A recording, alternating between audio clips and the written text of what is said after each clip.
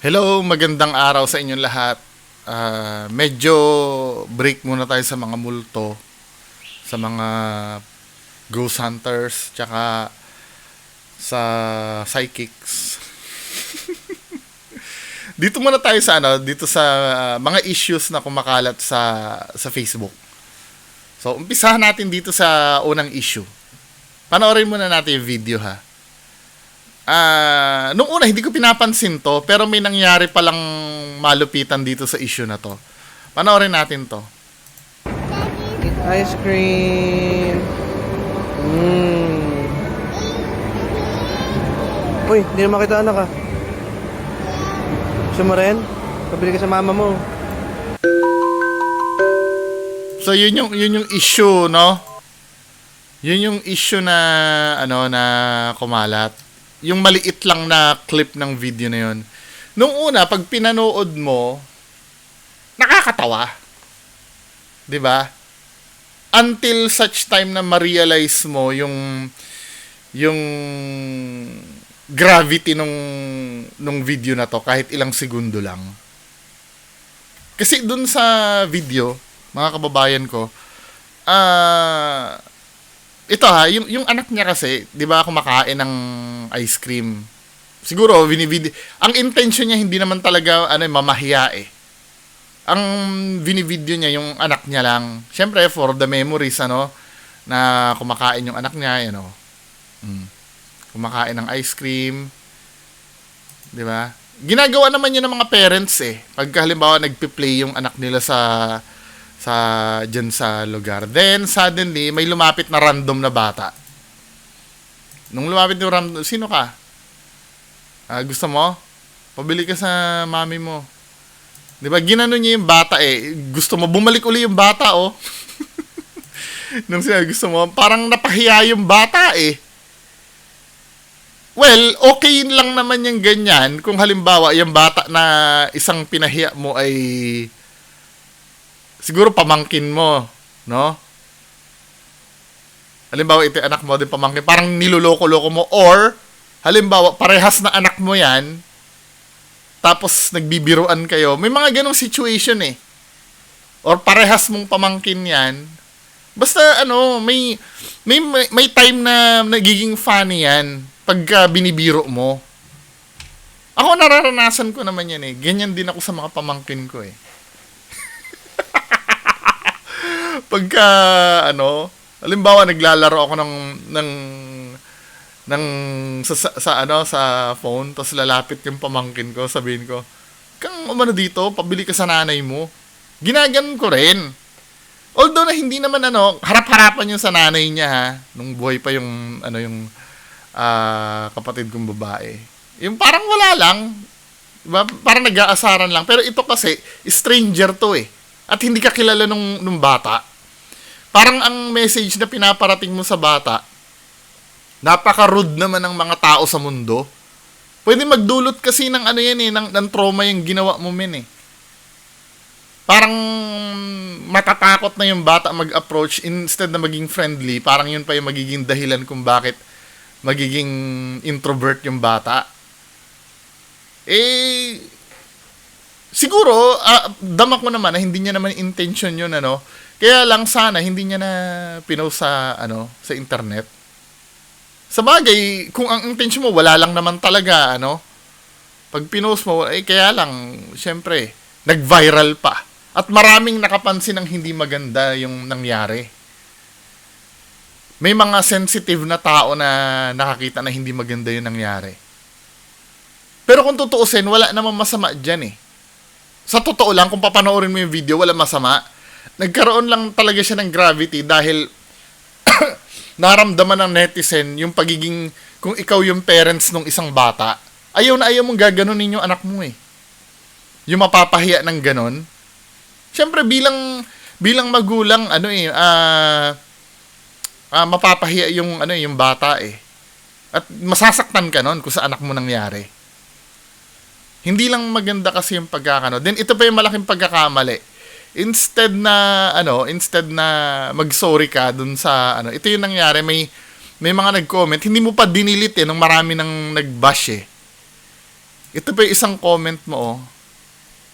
Sabi nung isa nag-comment, grabe ka sa bata, be. Papa-blatter ka niyan, ha, ha, ha. Sabing ganon, wala ngang pang ice cream, blatter pa. Yabang, no?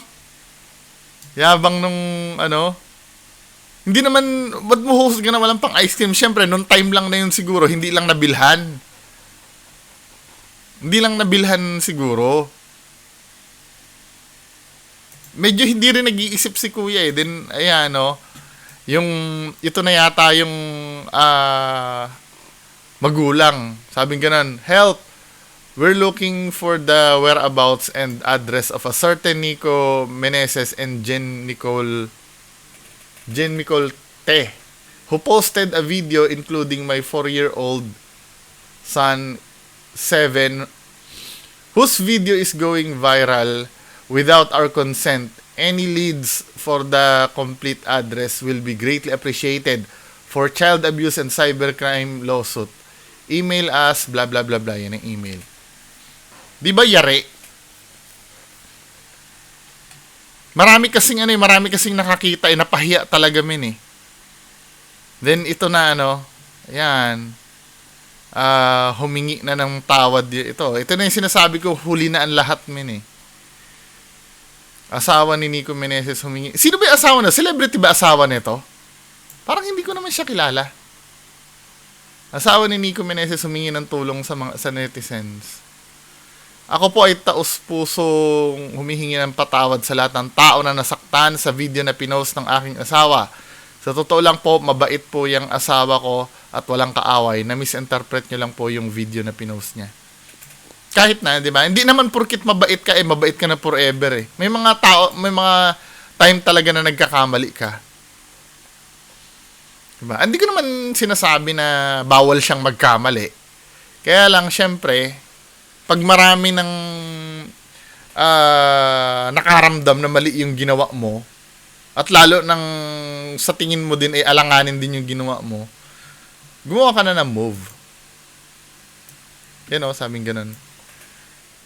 Hello po sa lahat, ako sa blah blah. Ayun na rin pala yun. Tapos ito na yan o. Lord, alam kong malalampasan ko ang pagsubok na ibinato mo sa akin. Ay, nako. Ang pride pa rin ni kuya. Ito, actually, hindi naman habol dito na ikulong ka habang buhay eh. Pag mga ganyang kaso, ito lang naman ang habol dito eh.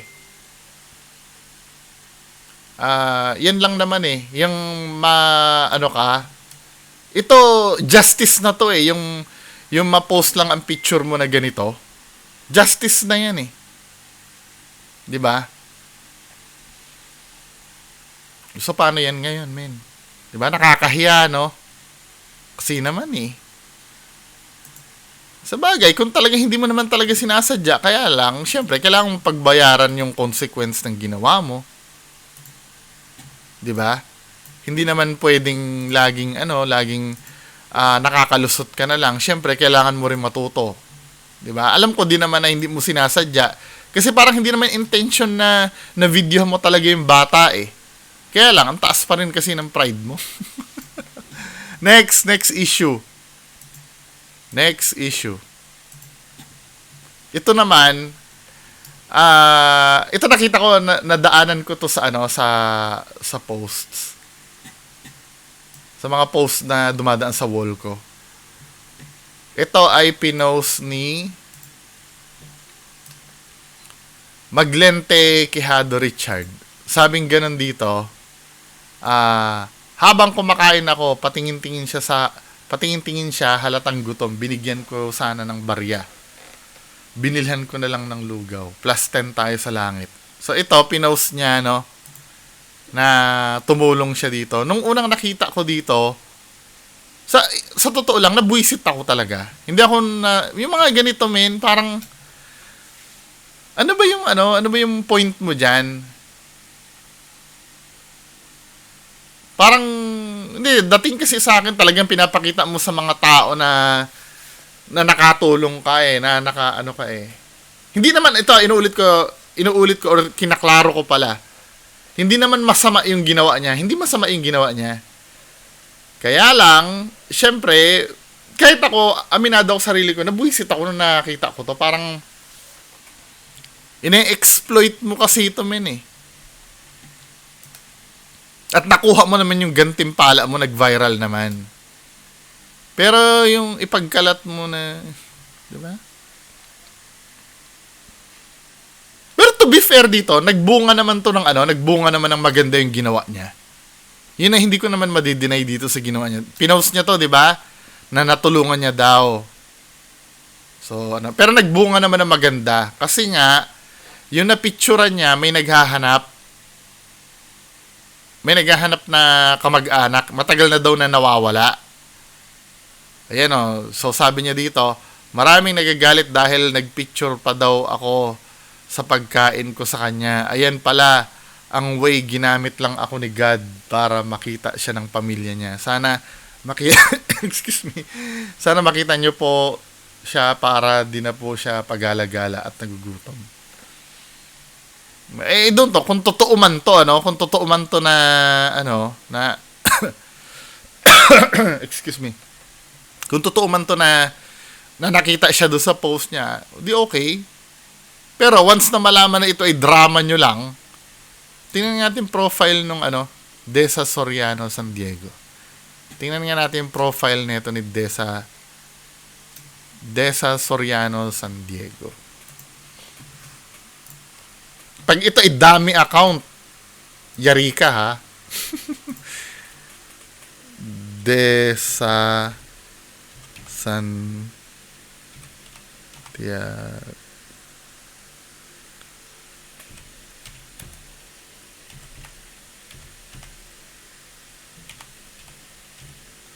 Tama ba yung name? Desa Santiago San Diego. Desa Soriano San Diego, sorry. Desa Soriano Santiago. Tanga. Desa Soriano San Diego. Soriano San Diego.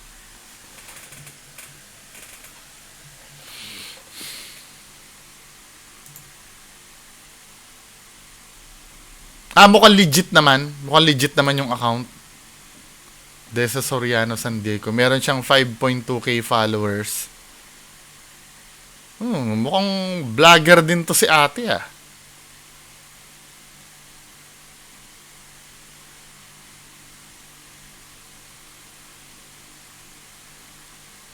May friend siya na. Ay, hindi siya vlogger pala, sorry. Hindi, mukhang legit naman. Legit naman yung Hindi ko na pinakita ha. Mukhang legit naman yung to be fair, kung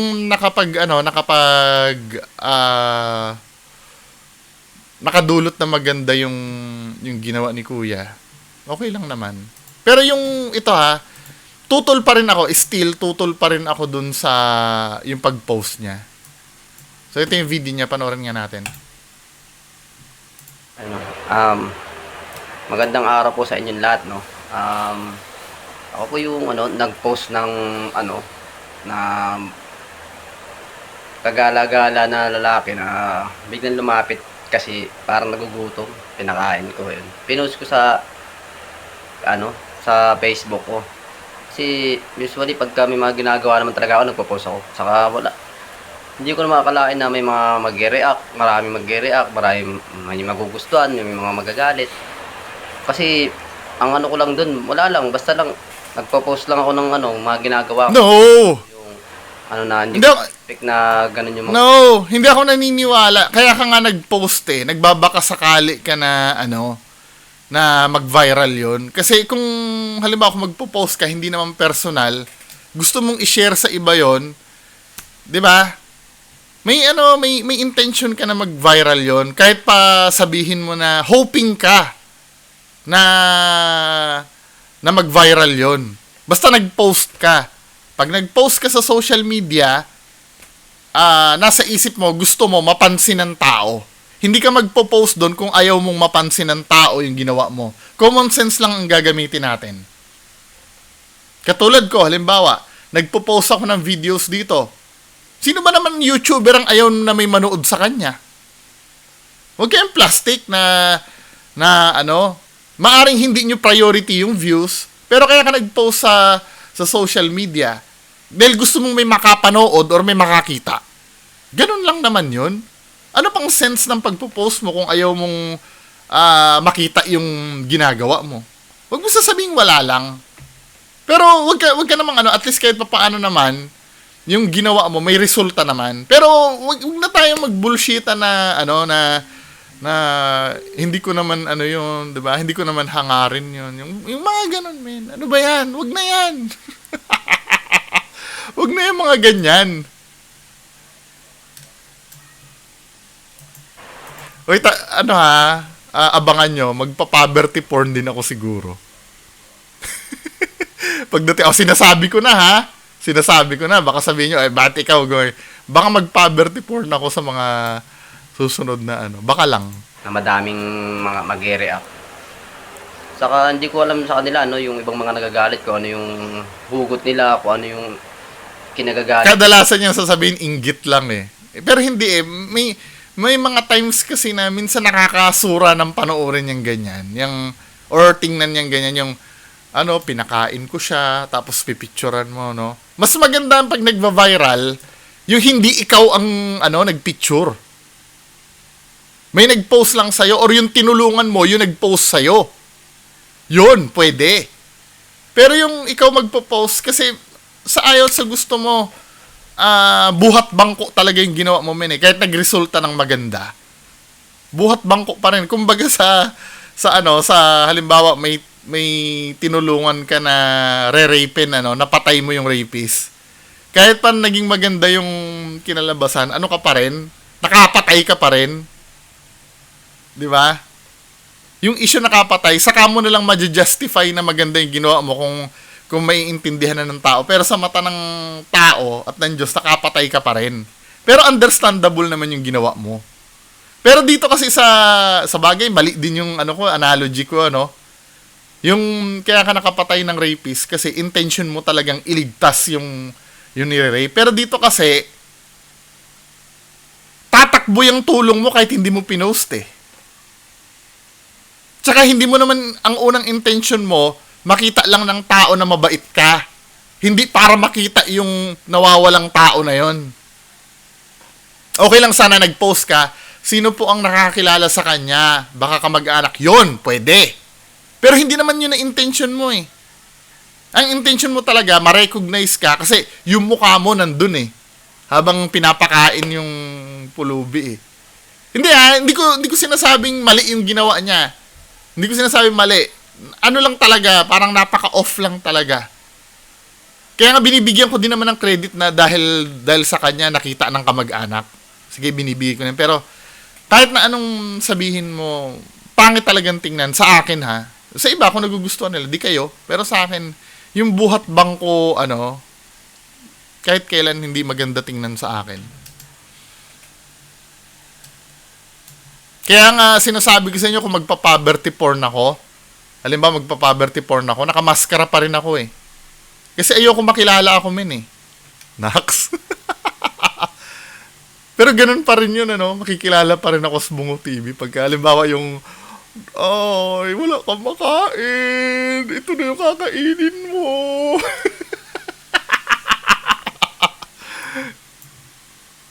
Nila. Buti nga yun yung yung naipost ko. Dahil yung naipost ko, may kamag-anak palang nag-aanap. Ayun, nakikita nila yung post ko na yung kamag-anak pala nila yun na matagal na nilang hinahanap.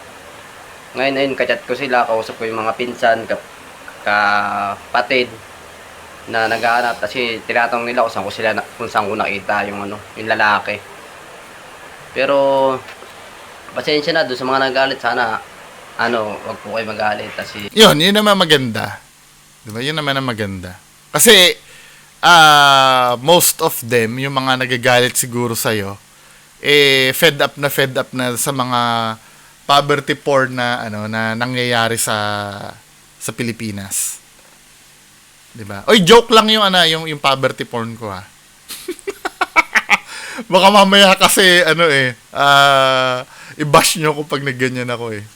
Hindi siguro, hindi naman siguro mangyayari sa akin yun. Siguro mangyayari din eh. Pero i-bash nyo na rin ako kung ganun din yung ginawa ko. Binibigyan ko kayo ng permiso. Anyway, next tayo dito sa susunod na topic. Ito medyo malupit-lupit to eh. Malupit-lupit to eh. Itong nangyari sa susunod na post. Nag-viral din to. Ito, yung pinadinner siya tapos isusumbat din. Yung si bro ay dilulu. Ano yung dilulu? Delusional? Ikaw yung nag-insist tapos isusumbat later. So ito, nag-date yata sila sa ano ba yung pinag-date nito sa steakhouse, yung mahal. Ano bang ano doon? So ito yung post pinost si ate. Yan. Sa Wolfgang Steakhouse. Sabi nga, ni Wolfgang date pero di kami nag-work sa isa't isa sa dulo outs. So ito yung post ni kuya. I don't know kung kuya yun. Mukha siyang ito yung si kuya. Sandali lang. Pakita ko sa inyo. So ito. Pinost niya to siguro sa sobrang inis niya. Ni Wolfgang date pero di kami nag-work sa isa't isa sa dulo outs. So yan yung pinost niya, Yan grabe, napakasarap nito. Try nyo, promise. Gusto ko rin na steak na yan, Kaya lang hindi ko kaya ng budget na mga ganyan, pang tabi-tabi lang tayo eh. Ayan si kuya. Familiar kayo? Price reveal daw sa dulo. So yan yung nag-date sila dyan, We're dating like 4 months last February 2023. Pero di nag-work. Pero at least solid samahan namin as of now. Oh! Oh! Oh! First experience is so lit. Thank you, Wolfgang Steakhouse. Di ba? Ayun yung bill, 12,444.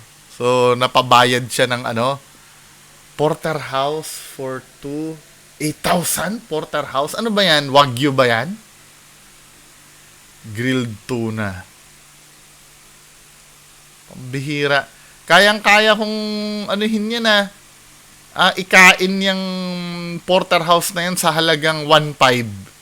Itong mga to, yung mga inano nila, yan lang ang yan lang ang kinain nila, 12,000 na. Pero siyempre may mga ganyan talaga resto eh. Tsaka baka naman first class A5 Wagyu siguro yung yung steak. Yung talagang pangmalupitan na steak. So ito yung mga post Sabing gano'n, natulog lang ako, naging manggagamit na. So, ito yung babae, nagsalita. So, sabi dito sa post ng babae,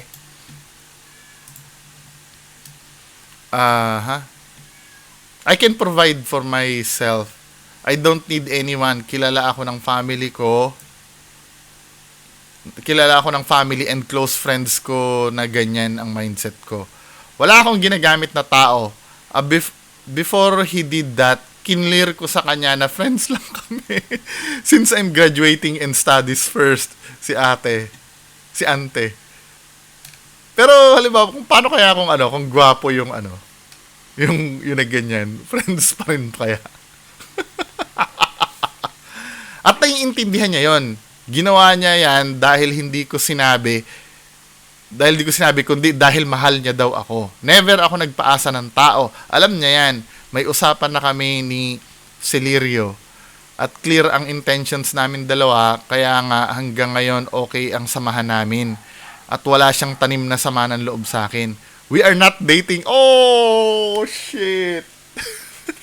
And yes, NBSB ako. Yung 4 months na sinasabi niya, yun yung months na magkakilala kami. Shit, nakakahiya, 4 months na magkakilala lang pala kayo, men eh. This post isn't mean to say it is meant to say anything bad about Celerio. He's my friend. This is just to clarify the Wolfgang thingy. Ay, naku, Diyos ko. Ano ba naman yan? Pinahiya mo yung sarili mo, men. Ayun, ito yung conversation nila. Ayun, san ka na? San ka? Bahay, why? Samahan mo ko pagupit. Ha? Saan? Festi, call ako dyan. Call? Kailan? Oo, call. Kailan ka papagupit? Later. Ay, nako. Chat na lang tayo. Nagawa ako ng schoolworks eh. First plan sa festival lang daw. Ito yung convo. Ito pinablik to ha. Okay lang na ipakita natin. May hint na pala na ayaw sumama sa men eh. 'Di ba? Sige, anong oras tapos mapunta ako festi? Oo, sunduin kita diyan. If you want mo, sunduin kita diyan. If you want mo, tas grab na lang us. Okay, later. Tapusin muna natin schoolworks and work. Okay. But he insisted na sa BGC na lang. That was my first time going there since bahay school lang ako. Anong oras? Okay, pagkatapos mo dyan, or want mo, BGC. Wala namang pasok tomorrow, BGC ka dyan ha. Layo naman nun. Or want mo, or McKinley daw. Naks. Whenever we go out, kasama namin lagi ang ate ko. But since busy siya, dalawa lang daw kami. Kaya niya siguro date. Kala niya siguro date. Date pa rin yun, di ba? Date pa rin yun, si ate naman. Siguro parang hindi niya pa rin alam Sama ba ate Anev? Usap kayo. Shoot us tayo dun. Ano shoot us tayo dun? Diyan na lang festi. Ang sabi niya, magpapagupit at shooting daw kami. He's a photographer and I am a model, kaya pumayag. Okay. Photographer pala to si Tabachoy, men eh. Okay, see you. White dress meron ka? Pa-ask si ate if sama siya. Sige. Bakit daw white dress? Ayaw niya pagod siya galing... update mo ako. Ayaw niya pagod siya galing kahapon, tayo na lang. Sunduin kita na lang dyan. Need mo magpagupit daw? Need mo na ba magpagupit? What if Saturday or Monday na lang para may pasok mitas diretso festi? Parang binibigyan ka na ng hint na ayaw kang samahan nito men eh. Nung babae. Pero pinipilit niya pa rin. Sabi gano'n, walang pasok bukas. He always did things that I never asked for. But I am grateful. Sinuggest ko sa festi na lang since malapit lang sa amin dalawa at para di na lang mag-grab kasi nga mahal pamasahe. Pagod ka niyan. At least di sayang ang pamasahe, isang lakaran na lang, walang problema. Next. Nakichismis na tayo no? Hindi, pinost eh. Sabi nga, oo, lumabas na. Sabi nga ganun. Dahil lang Sabi yan, bago yun, oo. Hindi naman pinakita yung hindi ko alam kung ang pinag-uusapan. Here, ang plano, High Street, hindi niya minention yung Wolfgang. Allison, sunduin na lang kita dyan late. Kung sa BGC ba, may alam kang puntahan? Yes. Sa High Street. Doon na lang. Sabi niya ganun. Yes. Okay, nilisan ko lang nanay. Paalis na mi. Sige. Ang bilis naman. Excited si kuya katatapos ko lang, liligo pa lang ako. Sige. OTW na daw. Nakaayos ka na? Di pa, san ka? Nagmi-makeup pa lang. Gusto mo kita tayo Alamanza 1 na lang sa Jollibee. Why? Para mas mabilis sa Grab. Wala ka palang kotse men eh. Ano ba yan? Nakauwi na ako, Celirs. Thank you so much for the experience. Katatapos na to, Really appreciate you and I had fun. As in, ingat ikaw. Ayun, kakauwi lang. Kamusta? Nagalit ba, tita? Hindi, tinanong nga kung kasama kita daw eh. Okay, rest na tayo, rest na me. Thank you again. Oh yes. So yun yung yun yung wala namang palamin to eh. Pero parang deep inside nung lalaki kasi umasa siya umasa kasi si si kuya. Pag mga ganito ayan he asked me if saan kami kakain. Ang sagot ko, kahit saan basta mura lang. Kahit saan basta mura, okay, ako bahala doon. Tayo but he said, okay, ako bahala doon. Tayo sa deserve mo. Doon tayo sa deserve mo. Sabi niya, gusto niya daw iparana sa akin to dahil first time namin both kumain dito. I wasn't aware sa Wolfgang, alam niya yon. Di ko nga alam na famous pala to since di naman ako mahilig sa expensive shit. But he insisted, gusto niyang iparana sa akin to dahil deserve ko daw. What a wonderful tonight. Sabi ganun, ito sa, I'll wait for you but still not changing. Before lahat ng yan, kinlear ko na ang intentions ko para di siya umasa. So talagang barado ka na pala dito, men. Ikaw bahala, ha? Pero sana wag ka mag-expect ng kapalit. Sinabi na pala ni ate eh. Basta di ka obligado maghintay and di kita pinaghihintay. Dito palang clearly busted ka na dito, men eh. Choice mo yan. You can live whenever you want. Kasi di ako ready and ayoko naman umasa ka ng sobrang tagal. When you say sobrang tagal, kasi kung halimbawa kung may pag-asa ka dito kay ate, sasabihin ito, wait mo muna makatapos ako. Or, di ba, may mga hint na gusto ka rin eh. Pero dito, men, clearly, ayaw ka talaga. Pinipilit mo na lang eh. Di ba, busted na to eh. Yung sinabi na you can live whenever you want, ouchie na dapat to sa'yo. Dapat nagising ka na dito pa lang. Di ba mga babae dyan sa baba? Ganyan dapat, di ba? Before all of that, I already said na ang kaya kong i-offer sa'yo is friends lang, di ba?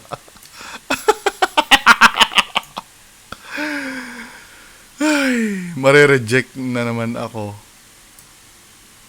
I already did, di ba? Before of that, I already said, sinabi mo yan, yap. So, ito si Sir. Wala, amen eh. Kung hindi ka talaga type, hindi ka talaga type. Huwag mo ipilit. So, ano masasabi nyo doon? Diba? Minsan kasi ganyan, yung nagiging bitter pagka hindi nakuha yung gusto. Yung sa una, support sa una, okay lang, diba? Kung ano nung mga tapos nung dumating yung time na hindi talaga makuha yung gusto, saka magiging bitter at ipapahiya ka na. Pinahiya niya yung babae. Mas lalong pinutol niyo ng dalawa yung pinutol mo na pala, ikaw lang. Pinutol mo na yung pag-asa mo diyan. Nang ginawa mo 'yan. Tinuldukan mo na talaga. Kahit friendship niyo, tinuldukan niyo na. Yung friendship na 'yon, pwede pa ma-develop naman yun, men eh. Pero nag-post ka pa ng ganyan. 'Di ba? Parang pinahiya mo si ate, pinagmukha mo pang gold digger. Kaya ayun. Kawewe. Kaya sa inyo, halimbawa, pagka halimbawa tutulong kayo, or susupport kayo, ibigay nyo ng buong buo, hindi yung porkit nagkaroon lang ng ng ganyan, at di nyo lang nakuha yung gusto nyong ibalik do sa suporta na binibigay nyo. Huwag kayo magmamaasim. Huwag kayo magmamaasim. Please lang. Pag hindi nyo nakuha yung suporta na gusto nyo makuha. Or yung gusto nyong kapalit. Doon sa ginawa nyo. Dahil ginawa nyo yan ng kusang loob eh. Pero ibang-iba yung pag niloko nyo yung tao. Kasi may mga pilosopo na magsasabi yan. Paano yung mga tumulong sa Ghost Hunter? na tapos isusumbat pagkatapos. Iba yon. Yun naman, kaya ka tinulungan dahil pinaniwala mo sa bagay na hindi totoo. Ibang-ibang senaryo na to. So mga kababayan ko, paki-comment na lang sa baba. Anong masasabi niyo sa napag-usapan natin? Yun lang, maraming salamat po. Bye-bye.